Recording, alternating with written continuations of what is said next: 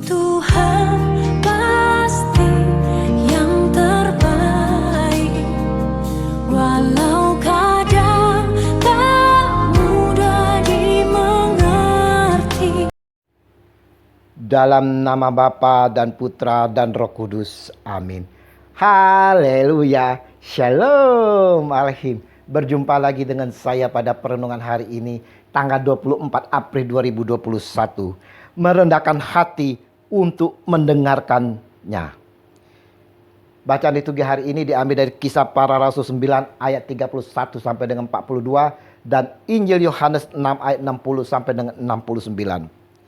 Saudara-saudaraku yang terkasih di dalam kasih Kristus, tidak sedikit dari kita jika mendengarkan homili atau khotbah yang menggebu-gebu, yang ada humorisnya, sungguh sangat menyenangkan sekali. Tapi sebaliknya saudara-saudara, jika yang disampaikan itu keras, menusuk hati, seakan-akan menegur kita, kita akan tersinggung, tidak mau menerimanya, bahkan tak mau lagi datang ke gereja.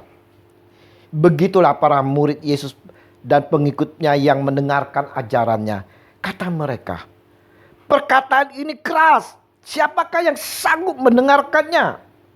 Yohanes 6 ayat 60. Bagaimana dengan diri kita, saudara? Waktu saya masih remaja, saya pernah mengalami hal demikian, saudara.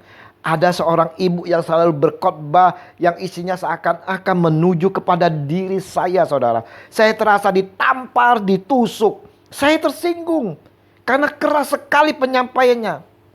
Saya pun selalu menghindari dari diri dia. Tapi dengan berjalan waktu, Roh Kudus menerangi saya. Saya pun kembali mencari ibu tadi. Justru saudara-saudaraku, sekarang ibu ini menjadi pembimbing rohani saya. Manusia yang masih dikuasai oleh ego dan kedagingannya, saudara, akan sangat sulit mendengarkan kebenaran. Apalagi bila kebenaran itu ternyata menyakitkan atau tidak mengenakan. Orang-orang yang demikian akan sulit untuk bertumbuh secara rohani, saudara. Seperti saya yang dulu, saudara. Saya sangat sulit untuk bertumbuh.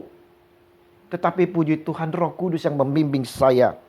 Dibutuhkan suatu kerendahan hati untuk menerima kebenaran yang tidak mengenakan, yang akan membentuk kita menjadi semakin berkenan di hadapan Tuhan. Perenungan hari ini, saudara-saudara, mau mengajak kita semua, saya dan saudara, untuk merendahkan hati di saat mendengarkan pengajaran-pengajaran ataupun khotbah, homili. Saat mendengarkan khotbah, kita harus melepaskan keakuan dan kedagingan kita. Kita harus fokus mendengarkan dan meresapi, merenungkan. Karena selagi masih ada keakuan, keegoan, maka sulit untuk kita mau menerima segala isi khotbah yang bicara tentang kebenaran itu, saudara-saudaraku.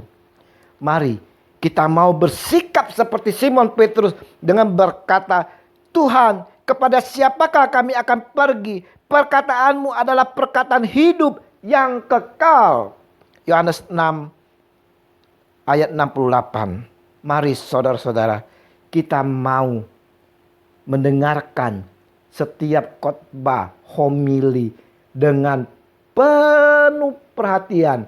Kita mendengarkan dengan fokus.